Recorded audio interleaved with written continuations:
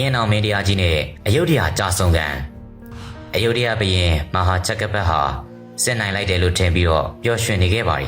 ဒါပေမဲ့သူမသိတာကမြန်မာဘက်မှာခေါင်းဆောင်အပြောင်းအလဲဖြစ်သွားပြီဆိုတာပါပဲတပင်ရွှေတီလှုပ်ကြံခံရပြီးတဲ့နောက်ဟန်တာရီထီနန်းကိုဆက်ခံသူကတော့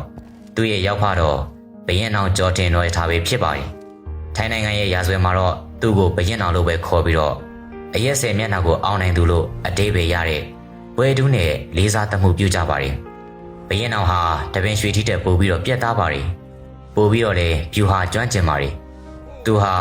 ရှမ်းပြည်နယ်ချင်းမိုင်လာအိုစတဲ့ဒေသတွေကိုသိမ်းပိုက်ခဲ့ပြီးတဲ့နောက်သူ့ရဲ့အဓိကပြစ်မှတ်ဖြစ်တဲ့အယုဒ္ဓယကိုပြန်လဲအာရုံစိုက်လာခဲ့ပါတယ်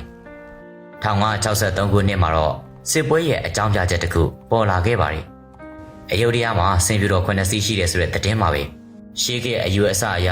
စင်ပြူတော်ပိုင်ဆိုင်ခြင်းဟာစัจ java မင်းဖြစ်ခြင်းရဲ့ပြရုပ်ပဲဖြစ်ပါတယ်ဘုရင်အောင်ကအယုဒ္ဓယရဲ့ဘုရင်စီကိုတန်တမန်နေလွှတ်ပြီးငါ့ကိုမိတ်ဆွေဖွဲ့တဲ့အနေနဲ့စင်ပြူတော်2စီးဆက်တာပါလို့တောင်းဆိုလိုက်တယ်ဒါဟာရိုးရိုးလေးတောင်းတာမဟုတ်ပါဘူးအယုဒ္ဓယကိုသူ့ရဲ့လက်အောက်ခံနိုင်ငံအဖြစ်အတိအမှန်ပြုခိုင်းတဲ့သဘောပါအယုဒ္ဓယဘုရင်မဟာချက်ကပတ်ကလည်းညှင်းပယ်လိုက်ပါတယ်စင်ပြူတော်ဆိုတာဘုံကံရှိတဲ့သူမှပိုင်ဆိုင်တာမင်းမှဘုံကံရှိရင်တောထဲမှာရှာပါလားဆိုတဲ့သဘောမျိုးနဲ့ပြန်ပြောလိုက်ပါတယ်အဲ့ဒီအဖြေကဘုရင်အောင်လိုချင်တဲ့စစ်ခင်းဖို့အကြောင်းပြချက်ဖြစ်လာခဲ့ပါတယ်ဒီတခါဘုရင်အောင်စစ်ကြီးတက်မဲ့လမ်းကြောင်းကအရင်တစ်ခေါက်ကနဲ့မတူတော့ပါဘူးတပင်ရွှေတီတုံးကတောင်ဘက်ကဖျားသုံးစုလမ်းကြောင်းကနေလာခဲ့ပါတယ်ဒါပေမဲ့ဘုရင်အောင်ကတော့မြောက်ဘက်ချင်းမိုင်ဘက်ကနေဆင်းသက်လာပါတယ်အယုဒ္ဓယရဲ့မြောက်ဘက်ခန္ဓာမြို့ကြီးတွေဖြစ်တဲ့စုခိုထိုင်ဖိဆာနုလောက်စားတဲ့မြို့တွေကိုတစ်ခုပြီးတစ်ခုသိမ်းပိုက်ခဲ့ပါတယ်အထူးသဖြင့်ဖိဆာနုလောက်မြို့စားမဟာဓမ္မရာဇာဟာအယုဒ္ဓယကိုတစ္ဆာဖောက်ပြီးတော့ဘုရင်အောင်နဲ့ပူးပေါင်းလိုက်ပါတယ်ဒီထဲမှာမှတ်ချက်အနေနဲ့ပြောချင်တာကတော့အဲ့ဒီလူဟာနောက်တစ်ချိန်မှာအယုဒ္ဓယရဲ့ဘုရင်ဖြစ်လာမယ့်သူပဲဖြစ်ပါတယ်မြောက်ဘက်ကမြို့တွေအကုန်ကျသွားတော့အယုဒ္ဓယဟာအထီးကျန်ဖြစ်သွားပါတယ်ဘုရင်အောင်ရဲ့တပ်မတော်ကြီးကလည်းအယုဒ္ဓယရဲ့မြို့ရိုးရှိကိုရောက်လာပြီးအမြောက်တီနဲ့ပြစ်ခတ်ပါတော့တယ်အယုဒ္ဓယဘုရင်မဟာချက်ကပတ်ဟာမခံနိုင်တော့ဘဲနဲ့လက်နက်ချအညံ့ခံလိုက်ပါတယ်1564ခုနှစ်မှာစင်ပြူတော်စစ်ပွဲပြီးဆုံးသွားပြီးအယုဒ္ဓယဟာဘုရင်အောင်ရဲ့ဩဇာခံဖြစ်သွားခဲ့ပါတယ်ဘုရင်အောင်ကစင်ပြူတော်၄စီးကိုယူပြီးတော့အယုဒ္ဓယဘုရင်ရဲ့သားတော်ရာမဆွမ်ကိုတဇကန်အဖြစ်ဟန်တာဝရီကိုခေါ်သွားပါတယ်ဒါပေမဲ့ဇလန်ကဒီမှာမပြီးသေးပါဘူးအယုဒ္ဓယဘုရင်ဟောင်းမဟာချက်ကပတ်ဟာသူတော်ကောင်းအောင်ဆောင်ပြီးတော့ဘုရင်အောင်ကိုလှည့်စားပါတယ်ကျွန်တော်မျိုးတင်ငန်းဝစ်ပြီးတရားအားထုတ်ချင်ပါတယ်ဆိုပြီးတော့ခွန်းတောင်းခဲ့ပါတယ်ဘုရင်အောင်ကလည်းသဘောထားကြီးစွာနဲ့ခွင့်ပြုလိုက်ပါတယ်ဒါပေမဲ့တင်ငန်းဝစ်ပြီးအယုဒ္ဓယကိုပြန်ရောက်တာနဲ့လူဝစ်လဲထီနန်းကိုပြန်ယူပြီးတော့လာအိုနိုင်ငံနဲ့ပူးပေါင်းပြီးတော့ဘုရင်အောင်ကိုပြန်လဲပုံကန်ပါတယ်အဲ့ဒီတရင်ကိုကြတော့ဘုရင်အောင်ကလည်းဒေါသတွေအကြီးအကျယ်ထွက်လာခဲ့တယ်။မာရေးစီနာကိုစော်ကားတဲ့သူဒီတခါတော့အယုဒ္ဓယကိုအပြေးတိုင်းချိန်မုံမယ်ဆိုပြီး1968ခုနှစ်မှာဒုတိယအကြိမ်စစ်ရှိလာခဲ့ပါတယ်။ဒီတခါစစ်ပွဲဟာအရန်ကိုကြမ်းတမ်းပါတယ်။အယုဒ္ဓယကလွယ်လွယ်နဲ့အရှုံးမပေးပါဘူး။မြို့ဟာရေလေကောင်မှာရှိတဲ့ကျွန်းဖြစ်တဲ့အပြင်မိုးရာသီရောက်လာပြီးတော့ရေကြီးနေတာကြောင့်လေမြန်မာတပ်တွေဟာမြို့ရိုးကိုကတ်လို့မရပါဘူး။လာပေါင်းများစွာကြားတဲ့အထိတိုက်လို့မရပါဘူး။အဲ့ဒီအချိန်မှာပဲအယုဒ္ဓယရဲ့ဘုရင်မဟာချက်ကပတ်နိုင်ရွာဆန်သွားပြီးသူ့ရဲ့သားတော်ဖြစ်တဲ့မဟင်ကနန်းတက်ခဲ့ပါတယ်ဘုရင်အသစ်ဖြစ်တဲ့မဟင်ကအရေးအချင်းသိမ့်မရှိပါဘူးဒါကိုဘုရင်အောင်ကသိပါတယ်စစ်တိုက်လို့မရရင်ညံသုံးမယ်ဆိုပြီးတော့ဘုရင်အောင်ကပရိယေတခုကိုဆင့်ပါတယ်ဘုရင်အောင်ဟာသူ့လက်ထဲမှာဖမ်းမိထားတဲ့ထိုင်းသုံးမန်းတယောက်ဖြစ်တဲ့ဖရာချက်ကကြီးကိုခေါ်လိုက်ပါတယ်မင်းအယုဒ္ဓယမြို့ထဲကိုထွက်ပြေးဟန်ဆောင်ပြီးတော့ဝင်သွား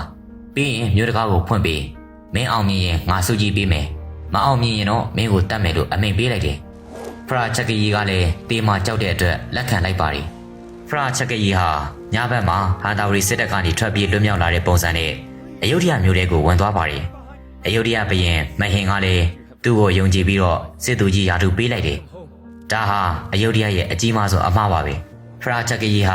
ာမြို့တွင်းကာကွယ်ရေးတွေကိုတပြေးပြေးနဲ့ဖျက်ဆီးလိုက်ပါတယ်စစ်သည်တွေစေဝံကွဲအောင်လုပ်တယ်နောက်ဆုံးအချိန်တန်ပြီဆိုတော့မှ1569ခုနှစ်ညတညမှာသူဟာအယုဒ္ဓယမြို့တကားကြီးကိုတိတ်တဆိဖွင့်ပေးလိုက်ပါတယ်။အတင်းဆောင်နေတဲ့ဘုရင်အောင်ရဲ့တပ်မတော်ကြီးဟာ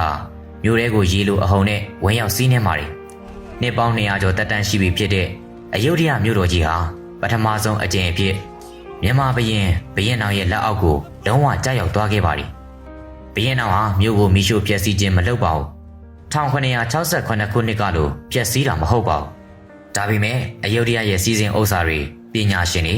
လက်မှုပညာသည်တွေတောင်းပေါင်းများစွာကိုဟန်တာဝရီဘကိုးကိုခေါ်ဆောင်သွားပါတယ်အယုဒ္ဓယဘရင်မဟင်နဲ့မိသားစုကိုလည်းဖမ်းဆီးခေါ်ဆောင်သွားပါတယ်အယုဒ္ဓယထီနန်းကိုတော့ဘရင်တော်ကသူ့ကိုတစ္ဆာခံခဲ့တဲ့ဖိစာနုလောင်မျိုးစားမဟာဓမ္မရာဇာကိုဘရင်အဖြစ်တင်မြှောက်လိုက်ပါတယ်